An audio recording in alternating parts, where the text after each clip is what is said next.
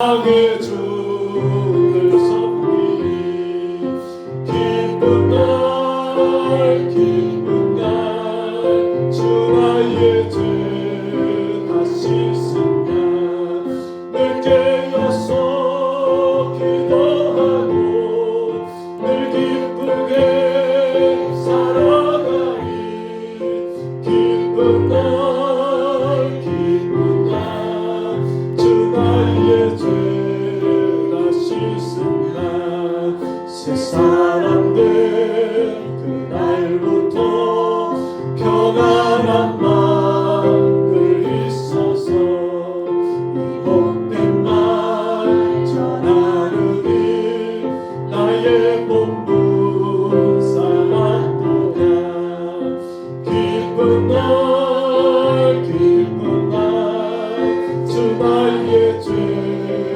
다시 쓴 날 늘 깨어서 기도하고 늘 기쁘게 살아가리 기쁜 날 기쁜 날 주 나의 죄 다시 쓴 날 아멘. 오늘 함께 나눌 하나님의 말씀 고린도후서 5장 17절입니다.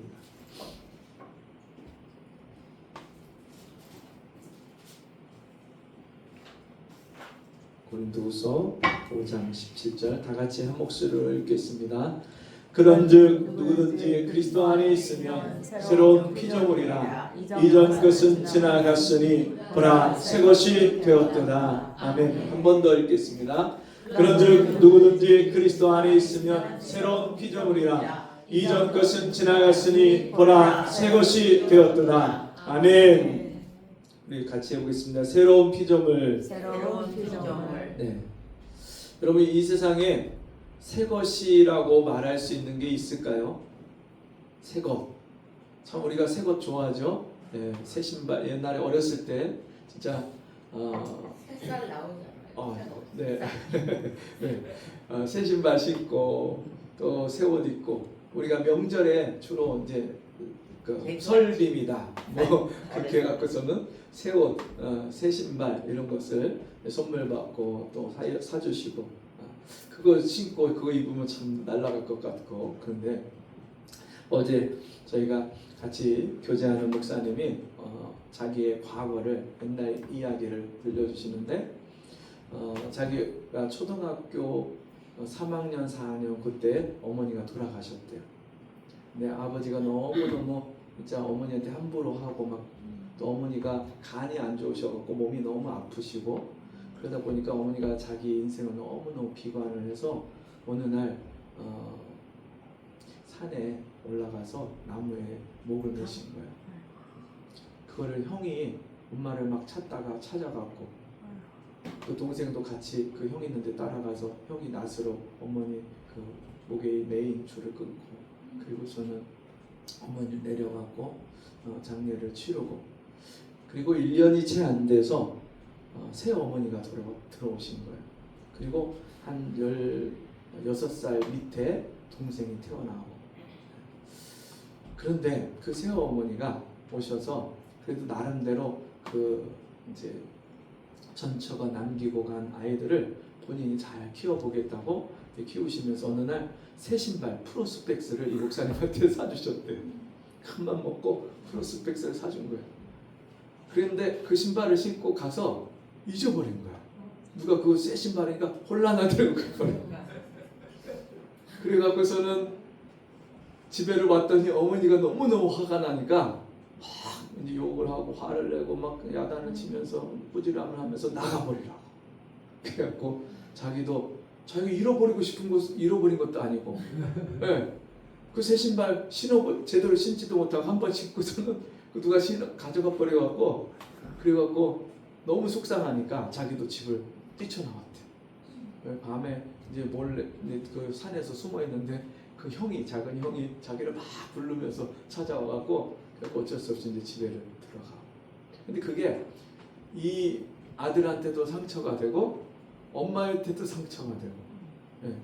그 나중에 하나님이 그걸 깨닫게 하셔서 엄마한테 가서 고백해라. 엄마한테 용서를 구해라. 그리고 자기가 엄마 신발을 사고 엄마 신발 사고 그리고 엄마한테 드릴 꽃 따와라 하고 그리고선 이제 그런 걸 준비를 해갖고 가서 이제 어머니한테 드리고 가서 무릎 꿇고 어머니한테 용서를 구했대요. 어머니 제가 그때 어머니 마음을 아프게 하고 저를 용서해달라. 그리고 그 새 신발 그 새 것 그거 그냥 순식간에 날아가 버리면 여러분 새 것도 아니고 얼마나 크게 아픔이 되고 고통이 돼요. 근데 우리가 이 세상에 새 거라고 샀는데 금방 망가지고 금방 더러워지고 금방 없어지고 금방 시간이 지나면 순식간에 새 거라고 할 수 있는 게 없어요. 근데 오늘 성경에서는요 저와 여러분을 가리켜서 보라 새 것이 되었도다. 아멘. 우리를 향해서 뭐라고 말씀해요? 새로운 피조물이라. 새로운 피조물 하나님이 만드셨는데 새로 만드셨다는 거예요. 여러분 그 말씀은 뭐예요? 우리가 전에 하나님이 만들었던 창조된 존재라는 거예요. 하나님의 이 세상을 만드셨어요. 어저께 그 집회 가운데 마지막 시간에 이제 그 목사님이 영상을 하나 보여주시는데 우리 달 크기 있잖아요. 달의 크기가 얼마나요? 우리가 이렇게 보면은 요만하잖아요. 손톱만 하잖아요. 근데 그 달이 어마어마하게 큰 거예요. 만 몇천 킬로? 뭐 그 달의 지름이 그렇게 큰 거예요. 근데 그 달하고 우리 이 태양계의 수성 또 화성 이런 거랑 비교를 하면 달보다 이 수성이나 화성 이런 건 몇 배, 몇십 배가 커요.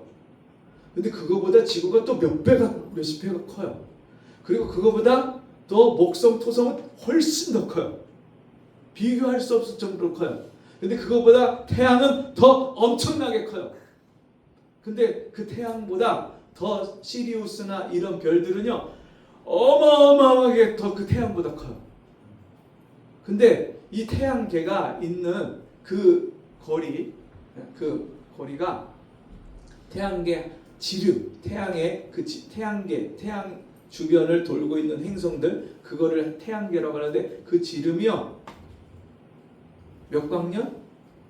네? 백억이에요. 네. 백몇. 어마어마. 근데 그거를요 빛이 1초에 가는 그 거리가 지구를 7바퀴 반을 돈대잖아요. 네? 빛이. 근데 그게 1년을 가면 얼마나 많이 가겠어요? 그게 여러분 1억 년을 가면 얼마나 가겠어요? 근데 우리가 있는 이 은하계에 우리가 속해 있는 은하계가 그 빛이 뭐 1만 광년 이렇게 가야 그 은하계 거리를 다 가는 거예요. 근데 은하계가 우리가 속해 있는 우주에 소우주가 있고 대우주가 있는데 이 소우주 안에 은하계가 어마어마하게 또 많이 들어있어요. 여러분 이 우주를 우리가 다 측량할 수가 있어요? 없어요? 없어요. 지금까지 과학자들이 망원경이나 이런 것들 천체 그 물리학 이런 것들을 통해 갖고 이거를 연구하고 밝혀낸 것만 그 정도인데 그 이후에 뭐가 있는지 몰라요. 그래서 우주를 표시할 때 메비우스 띠처럼 무한대다. 돌고 돌고 돌아도 끝이 없는 그런 무한대다. 측량할 수가 없다. 그 우주 가운데 하나님이요 가장 중심에다가 하나님이 같이 대화하고 교제하고 함께 사랑하는 존재로 우리 인간을 지으시고 그 인간이 함께 살아갈 수 있는 에덴 동산을 하나님과 함께 교제하고 살 수 있는 에덴 동산을 지으시고 그리고 이 지구를 하나님 만드셨어요. 이 지구에 있는 모든 각종 풀과 식물과 또 채소와 또 과일과 새와 물고기와 각종 모든 짐승을 누구를 위해서? 나를 위해서, 우리 사람을 위해서 하나님이 만드셨어요. 지으셨어요. 우리가 이 땅에 살아가는데 전혀 부족함이 없도록 모든 우리가 살 수 있는 모든 조건을 가장 좋은 환경으로 하나님이 퍼펙트하게 만들어 놓으셨어요. 누구를 위해서요? 저와 여러분을 위해서. 근데 아담이 하와가 먼저 뱀의 유혹을 받고 사탄의 유혹을 받고, 사탄이 누구예요? 천사장이에요. 천사장. 하나님의 그 천사들을 다스리는 3분의 1을 천사를 다스리는 천사장인데, 그가 하나님처럼 높아지려고 하다가 하나님께 벌을 받아서 떨어졌어요. 이 마귀 사탄이 됐어요. 그 마귀 사탄이요, 뱀으로 가장을 해서 뱀으로 나타나서 이 하와에게 유혹하는 거예요. 하나님이 선악과를 먹지 말라고, 이 동산에 있는 모든 나무를 다 먹지 말라고 했느냐? 과일을? 아니, 먹으라고 하셨어. 그런데 선악을 알게 하는 나무의 실과는 먹지 말라 하셨어. 그것을 먹는 날에는 죽을까 하노라 하셨어. 이 하나님 말씀을 온전히 붙들지 못하고 그 말씀을 귀하게 여기지 못했던 이 하와가 그 뱀의 유혹을 받고 선악과를 먹고 하나님이 주신 영생을 잃어버리고 하나님이 주신 권세와 영광과 축복을 빼앗기고 만물보다 심히 거짓되고 부패한 그런 타락한 존재가 됐어요. 하와가 먹고 그것을 남편에게 주니까 이 아담도 그 하와의 말을 이기지 못하고 그것을 먹었어요. 같이 타락한 존재가 됐어요. 만물보다 심히 거짓되고 부패하다는 건요, 이 세상의 어떤 더러운 것, 어떤 썩은 것, 어떤 그 모든 것보다 가장 더럽고 부패하고 취한 게 뭐라고요? 사람의 마음이고 영혼이 됐어요. 하나님 앞에 나갈 수 없는, 하나님 만날 수 없는, 하나님과 함께 살 수 없는 그런 존재가 됩니다. 사람이요, 가까이 가면요 진짜 냄새가 나요. 사람 냄새가 나요. 욕심 냄새가 나요. 자기 중심적으로, 자기밖에 모르는, 자기 편에서 자기 중심적으로 생각하고 말하는 그런 인간의 냄새가 나요. 그 사람을 기대하고 사람 앞에 진짜 저 사람 만나면, 저 사람하고 가까이 하면 사랑할 수 있겠구나, 행복할 수 있겠구나, 그렇게 가까이 갔는데 오히려 상처를 받고 실망을 당하고, 그게 아담 때부터 내려온 모든 인간이 하나님 앞에서 하나님의 형상을 잃어버린 부패하고 타락한 모습이에요. 그래서 사람들이 살아가는 모습이 얼마나 자기중심적인지. 이번에 우리 정진이 할아버지 돌아가셔서 장례 예배를 치르려고 이제 제가 아침에 일찌감치 가서 그 빈소가 준비됐는지 이런 걸 이제 알아보려고 가서 보니까 빈소가 아직 준비가 안 됐어요. 근데 거기 정진이 할아버지의 남동생이 거기 계신 거예요. 그래서 저한테 대뜸 하시는 말씀이, 우리 집안은 불교가 대대로 불교여서 우리 형님이 비록 나중에 예수님을 믿고 뭐 교회를 다녔다고 하지만 나는 이 기독교 장례로 못 치릅니다. 나는 불교식으로 그렇게 우리 집안대로 그렇게 할 겁니다. 뭐 목사님이 와서 예배드리고 뭐 그렇게 하는 거야 뭐 자기들이 막진 않지만 자기들 제사상도 차릴 거고 그렇게 할 겁니다. 이렇게 얘기를 하는데 진짜 제일 마음이 힘들고 아픈 분이 누구예요? 아내잖아요, 아내. 그죠?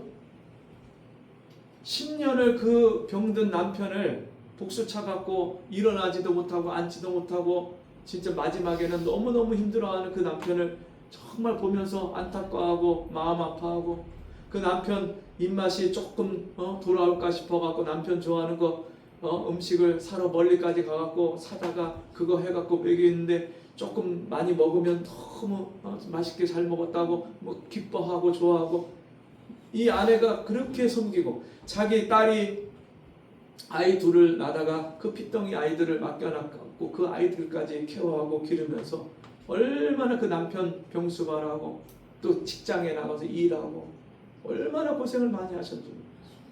그 아내가 원하는 대로 기독교 장례로 그렇게 해줘야 되잖아요. 그리고 마지막에 그렇게 예수 믿고 돌아가셨으니까 당연히 그렇게 해야 되잖아요. 막 펄펄 뛰고 반대하는 거예요. 근데 그래도 제가 이제 얼마든지 권면을 하고 얘기를 하려고 그렇게 얘기를 하는데 옆에서 딸이 하나밖에 없는 딸이 자기는 작은 아버지의 의견을 존중을 한다. 누구 편을 들어야 돼요? 엄마 편을 들고 엄마의 의견을 더 존중해야 될 딸이 작은 아버지 의견, 그 작은 아버지를 되게 좋아했던 것 같아요. 그러니까 작은 아버지 의견을 자기가 존중한다고. 그러면서 자기가 이 두 종교가 서로 이렇게 싸우고 막 그러면 안 되니까 둘 다 같이 하겠다. 그리고 제가 그 작은 아버지만 만약에 그렇게 반대를 해도 제가 설득을 해보려고 했는데 옆에서 딸까지 거드니까 이거 잘못하면은 이게 장례 치르기도 전에 이게 싸움이 날 것 같아요. 이미 제가 가기 전에 이미 어머니하고 다퉜다고 하더라고요. 남동생하고. 그래서 제가 더 이상 여기서 얘기를 하면 이게 장례가 이게 꼴이 우습게 되고 사람들 앞에서 정말 이것도 저것도 안 되겠구나 싶어서 그러면 제 세상 차리십시오. 저는 예배를 드릴 테니까 그렇게 하십시오. 그리고서는 정말 마음이 안 들지만 어쩔 수 없지만 예수 믿고 천당 가셨는데 거기다 제사상 차려갖고 뭐 할 거예요? 예? 오셔서 드실 거예요?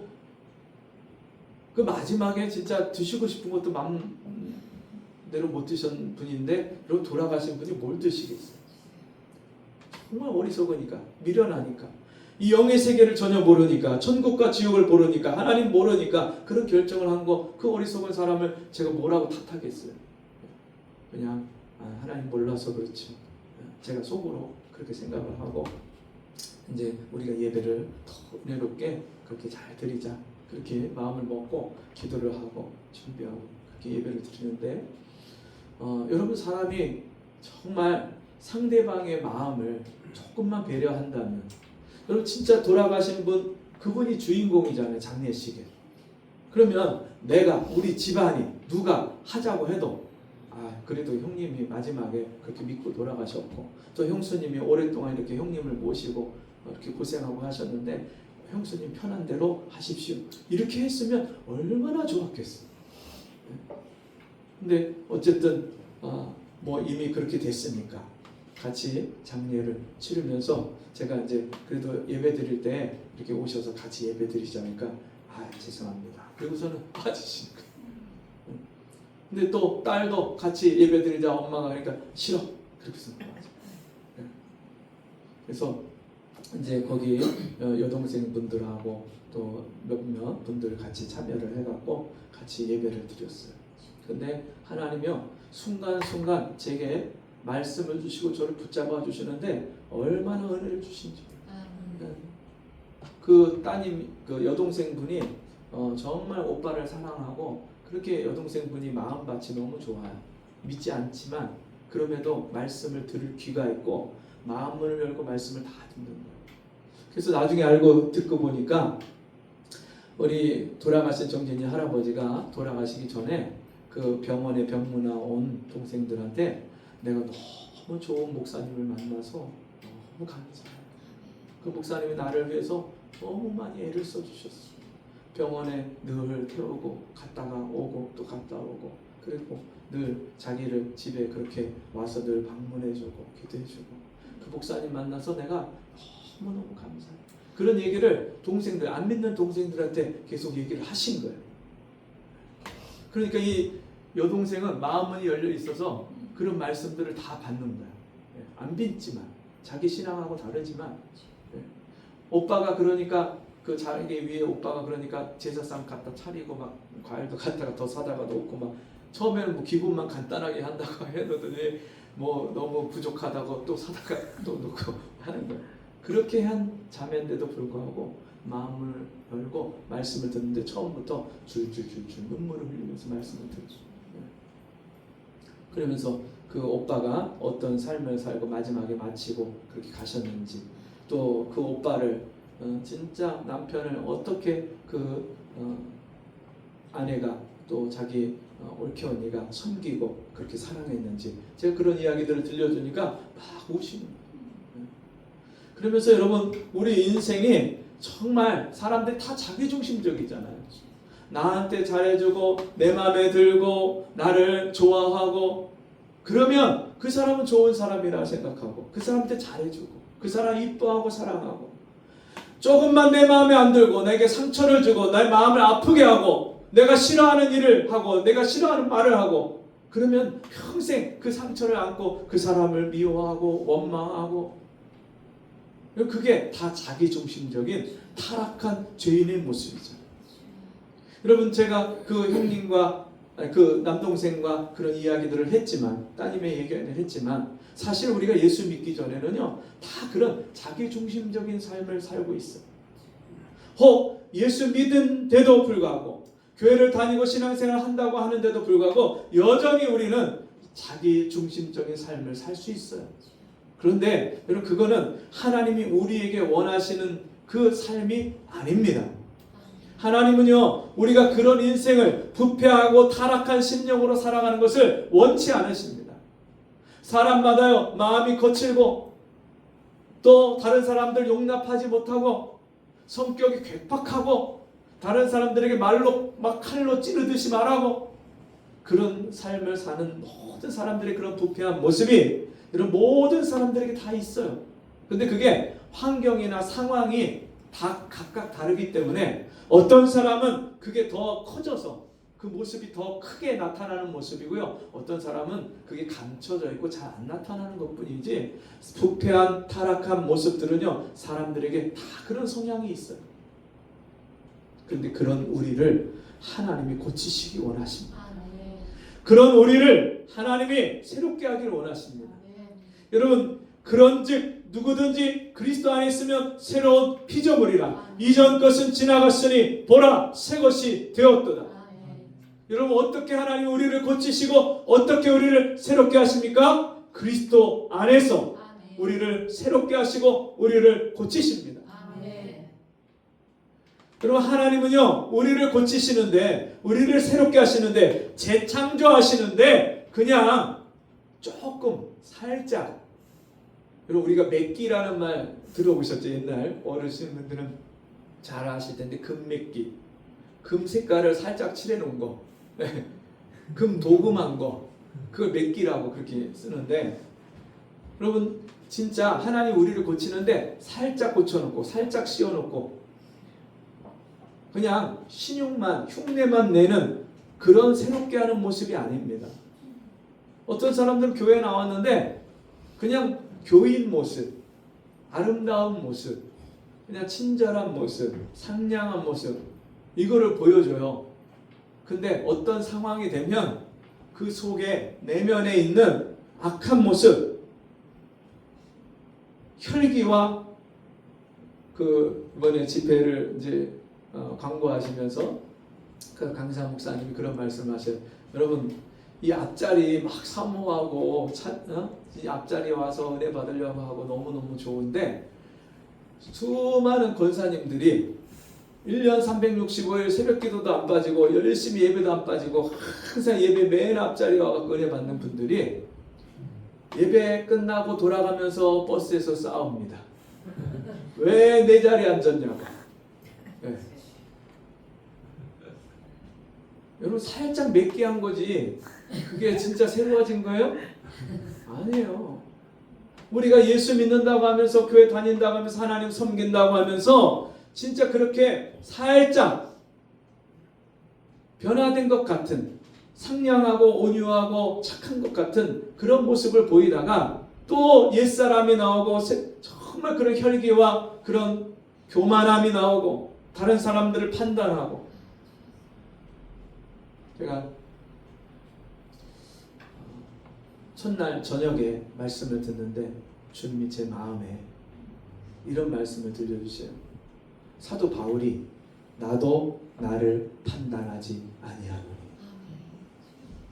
바울이요 남을 판단하고 비방하고 남의 종을 판단하는 너는 누구냐? 너희가 율법의 준행자냐? 율법의 재판장이냐? 율법을 행하고 율법을 순종하고 율법을 준행하는 사람이냐? 아니면 그 율법을 너희들이 갖고 남을 판단하고 정죄하고 재판하는 재판장이냐? 그 말씀할 때 그 바울이요 자기도 남을 판단하지 않을 뿐더러 나도 나를 판단하지 아니한다. 나를 판단하시는 이는 오직 하나님이십니다. 아멘. 그 말씀을 주시는 거예요. 제가 그 말씀을 듣고서는 제 삶을 돌아봤어요. 제가 목사님 제 섬기는 우리 교회 담임 목사님들을 처음에 4년을 섬기고 그 다음 목사님 7년을 섬기고 그렇게 진짜 몇몇 교회들을 제가 그 다음에 또 2년 그 다음에 또 2년 그 다음에 4년 이런 부교육자 생활을 했어요. 그러면서 제가 수많은 목사님들을 거쳤는데 그 목사님들 중에 제가 제일 처음에 섬겼던 두 분 목사님이 제가 너무너무 존경하고 그렇게 살고 싶고 그렇게 본받고 싶고 그랬던 목사님들이에요. 근데 한 목사님이 한 1년 섬기고 같이 사역을 했는데 1년 만에 태도나 그런 삶의 모습이 바뀌는데 처음에 너무너무 좋은 모습만 보였는데 나중에는요 그 목사님의 안 좋은 단점들이 너무 잘 보이는 거예요. 그리고 목사님한테 실망하고 그리고 어느 날 목사님한테 제가 늘 네 이렇게 순종을 하다가 어느 날 왜요? 딱 한마디 목사님 이해가 안 가서 왜요? 딱 하는데 그 한마디에 목사님하고 저하고요 딱 마음이 이게 단절이 되고 막히는 거예요. 그 다음부터 그 전까지는요 우리 목사님이요 무슨 말씀을 하시면 제가 그 다음 말 할 것까지 제가 금방 캐치를 해서 말을 먼저 할 수 있을 정도로 마음이 서로 얼마나 잘 통했는지 몰라요. 영이 통하고 마음이 통하고 생각이 통하고 온전히 하나였어요. 근데 그 한마디 딱 왜요? 그랬는데 그 한마디에 이게 서로 교통이 안 되는 거예요. 제가 그 다음부터는 목사님을 왜 저러실까? 왜 그러시나? 이게 속으로 저 혼자 누구한테 말도 못하고 제가 어느 날 주님이 제가 하도 답답하시니까 그 목사님의 장점도 너에게 유익이고 단점도 너에게 유익이야. 왜 그런지 아니?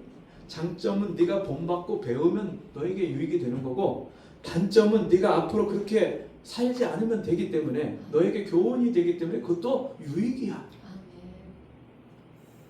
제가 그래서 그 목사님에 대해서 자유했는데 감사했는데 그 다음에 7년을 섬기던 목사님이 3년 동안 너무너무 같이 함께 사역을 얼마나 저희가 목숨을 걸고 사역을 했어요. 365일을 아침에 제가 새벽 기도를 2시간 차원행을 했어요.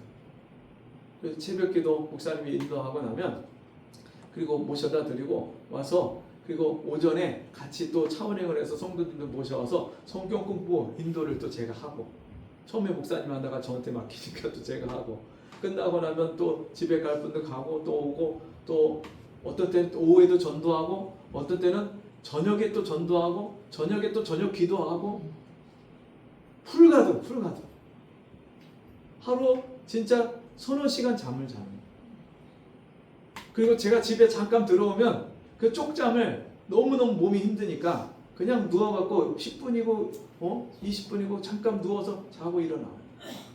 막 그런 생활을 하는 3년을 그렇게 하면서 전도하고 신방하고 했는데요. 놀랍게 하나님 부흥을 주시는데 교회가요 매주마다 매주 새 신자가 들어요. 우리가 전도했던 사람도 들어오고 우리가 전도하지 않은 사람도 들어오고 애기 엄마도 들어오고 와서 애기 낳고 유아 세례 받고 앉을 자리가 없도록 나중에 보조 의자 갖다가 옆에다가 놓고 앉을 정도 예배당이 꽉 차. 근데 그때쯤 되니까 목사님이 달라지시는 거예요. 3년 동안 저와 함께 같이 그렇게 사역하실 때 그 모습이 아닌 거예요. 마음의 허리띠를 풀어놓으시는 거예요. 그리고 기도도 딴 사람한테 맡기고 전도도 딴 사람한테 맡기고 막 그러면서 제 마음에 목사님에 대해서 자꾸 내가 판단하는 마음이 생깁니다. 그리고 그 목사님이 또 저나 저희 집사람에 대해서 저에 대해서 뭐라고 하시면 괜찮은데 우리 또 집사람에 대해서 뭐라고 말씀하시면 제가 그게 너무나도 마음이 아프고 그러니까 집에를 못 들어가고 산 밑에다가 봉고차를 세워놓고 몇 시간을 하나님 앞에 하나님 어떻게 해요? 어떻게 해요? 막 울다가 그리고 집에 들어가. 그 목사님에 대해서 제가 끝까지 정말 순종하려고 하고 사랑하려고 하고 섬기려고 하고 그리고서는 7년을 거기서 있다가 나왔는데 저는 그분들에 대한 원망이나 이런 것들이 다 사라진 줄 알았어요. 판단하는 것이. 근데 주님이 아직도 제 안에 그게 남아있는 거예요. 근데 그거보다 더 문제가 뭐냐면 제 자신에 대해서 제가 저 스스로를 자기 연민이라고도 할 수 있고 또 자존감이 낮을 수도 있고 다른 사람과 비교의식이라고 말할 수도 있는데 저 자신을 판단하는 거예요.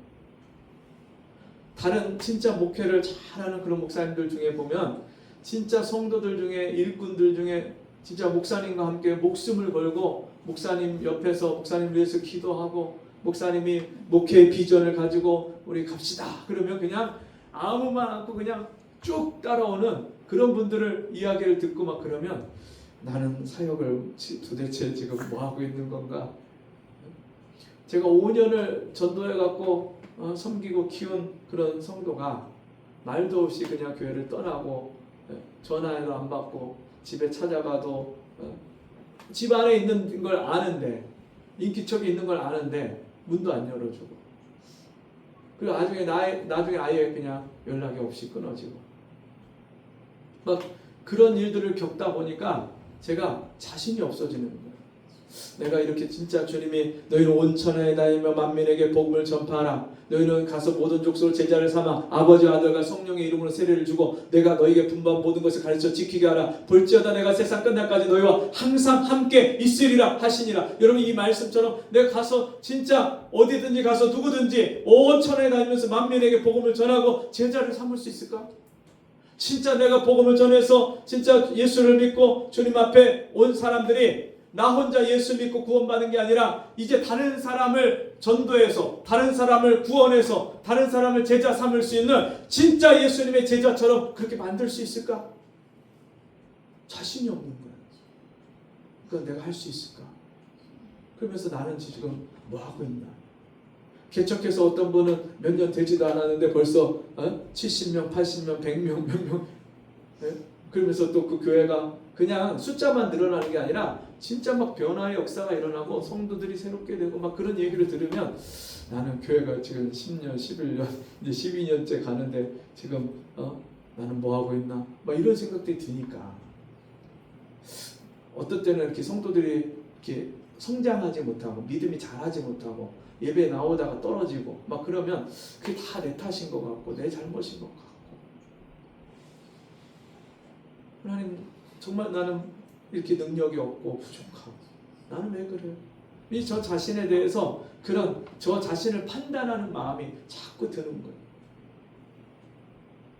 물론 여러분 그 사이사이에는요 제가 주님 앞에 감사하는 일들이 얼마나 많겠어요. 진짜 생각지도 않게 처음에 전도에서 우리 교회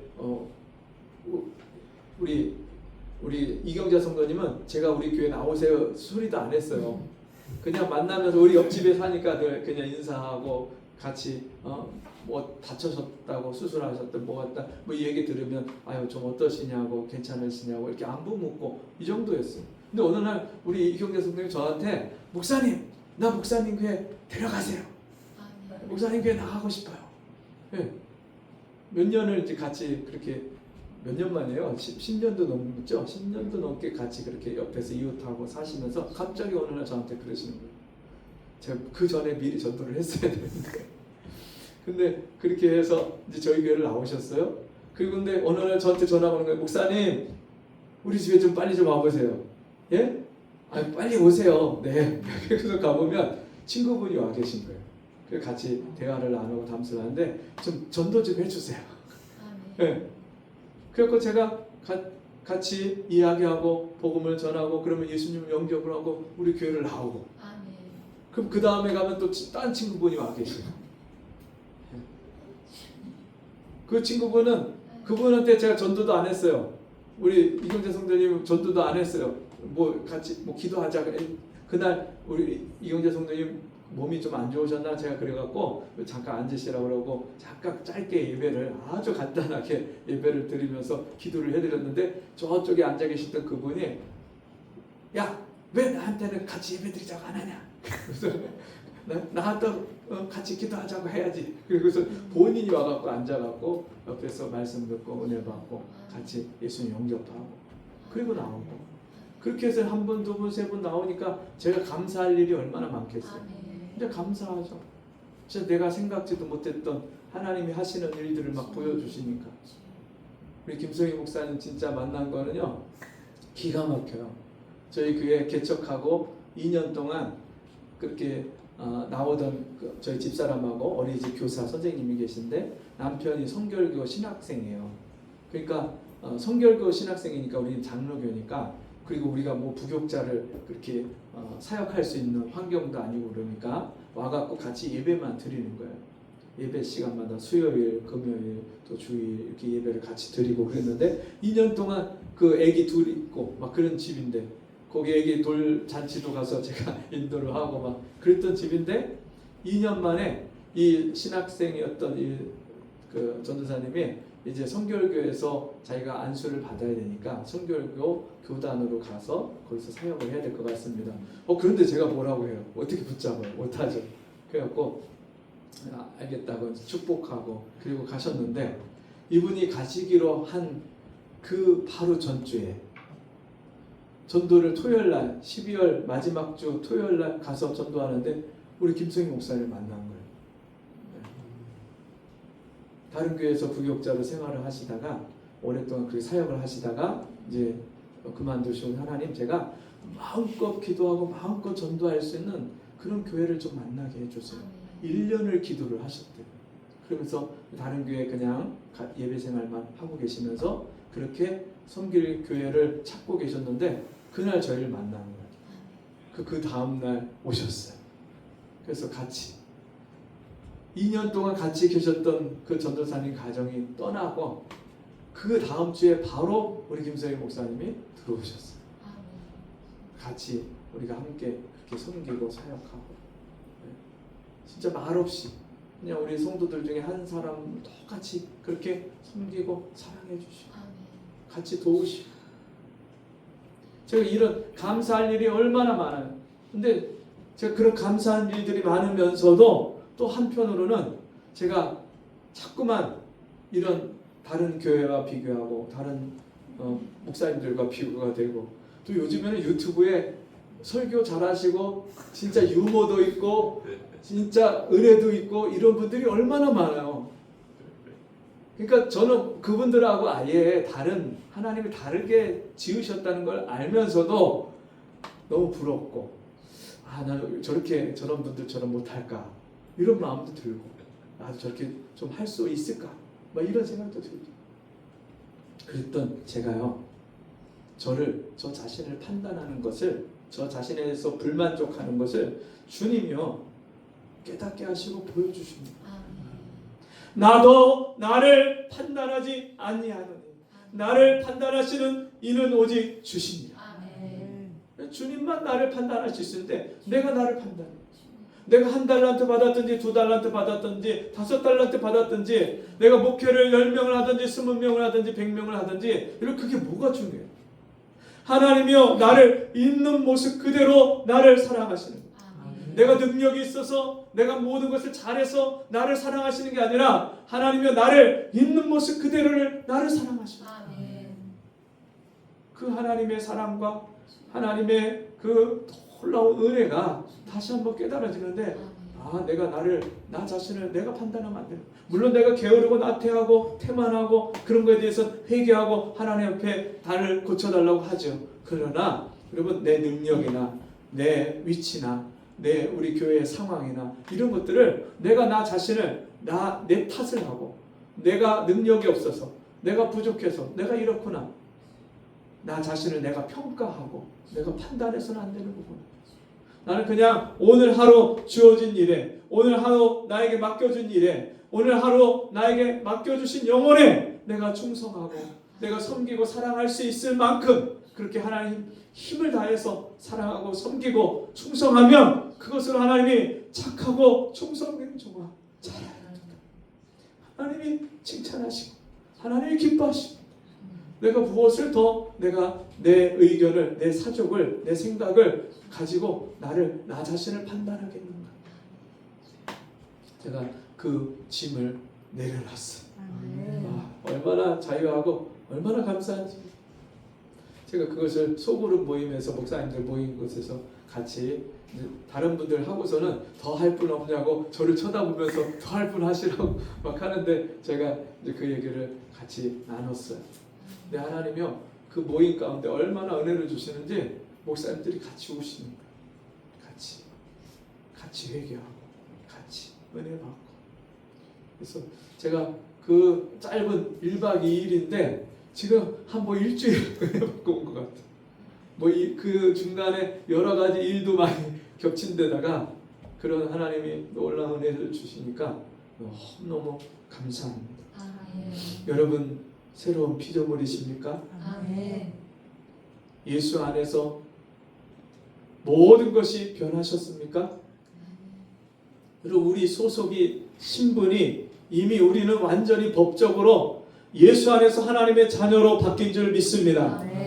마귀의 종로를 타던 삶에서 이제 하나님의 종으로 하나님의 사람으로 이 세상에서 새로운 삶을 사는, 여러분 이 땅에 살지만 이 땅에 속해 있지 않고 우리가 하늘에 속해서 하나님 나라의 자녀로서 하나님 나라의 백성으로서 하나님의 왕같은 제사장으로서 저와 여러분이 새로운 피조물이 된 줄 믿습니다. 여러분 그것을 우리가 날마다 인정하고 선포하고 고백하고 그리고 거기에 합당한 삶을 살 수 있도록 날마다 하나님의 은혜를 구할 때에 저와 여러분이 이 세상에 썩어지고 없어질 피조물이 아니라 주 안에서 영원토록 주님과 함께 영생 복락을 누리는 새로운 피조물로 우리가 주님과 함께 사는 복된 은혜가 있는 줄 믿습니다. 같이 기도하겠습니다.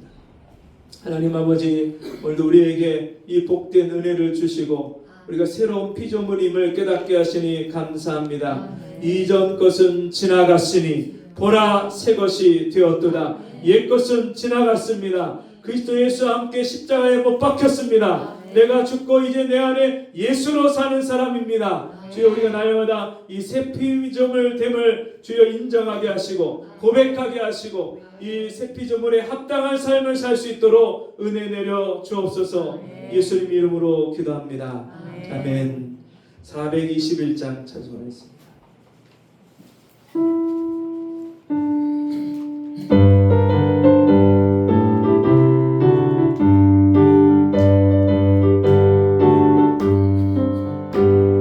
내가 예수 믿고서 죄 사하다 나의 모든 것 다 변했네.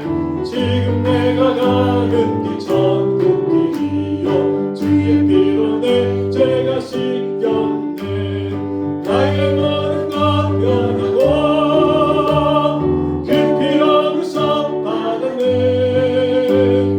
하나님은 나의 구원 되시오 내게 정죄함 없게 돼. 주님 맑은 빛에서 어둠에 지니 나의 모든 것 다 변했네.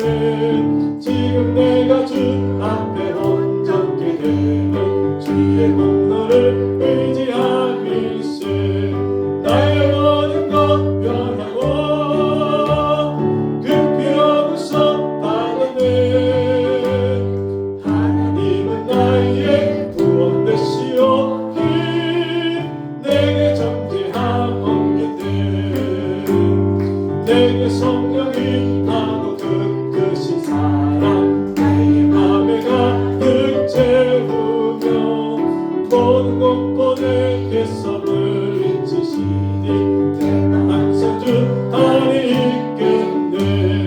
나의 모든 것 변하고 그 피로로서 받았네. 하나님은 나의 구원 되시오 내게 정죄함 없게 돼. 지금은 우리 주 예수 그리스도의 은혜와 하나님 아버지의 그 크신 사랑하심과 성령의 감화, 감동, 위로, 교통하심과 우리를 새롭게 하심이 오늘 주의 말씀 듣고 새 피조물로 날마다 이 세상에서 새로운 삶을 살기를 소원하고 돌아가는 우리 성도들 머리머리 위에 저들의 가정과 기업과 삶 속에 지금부터 영원토록 함께 있을지어다. 아멘.